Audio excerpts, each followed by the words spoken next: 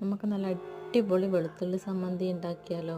അതിനാവശ്യമായ സാധനം: അരമുറി പച്ചത്തേങ്ങ, 3-4 വെളുത്തുള്ളി തൊലി കളഞ്ഞത്, 1.5 സ്പൂൺ മുളക് പൊടി, ഒരു കഷ്ണം പുളി ഏതും എടുക്കാം, ഞാൻ കുടംപുളി എടുത്തിന്, പിന്നെ ആവശ്യത്തിന് ഉപ്പ്.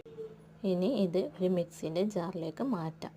വെളുത്തുള്ളി ഒഴികെ ബാക്കി എല്ലാ സാധനങ്ങളും മിക്സിൻ്റെ ജാറിലിട്ട് ഒന്ന് ഒതുങ്ങി വന്ന ശേഷം വെളുത്തുള്ളി ഇട്ടിട്ട് ഒന്നുകൂടി അടിച്ചെടുക്കുക. എന്നിട്ട് നമുക്ക് അതിനാവശ്യമായ ഉപ്പുണ്ടോ നോക്കുക. ഉപ്പില്ലെങ്കിൽ ഒന്നുകൂടി ഉപ്പിട്ട് കൊടുക്കുക.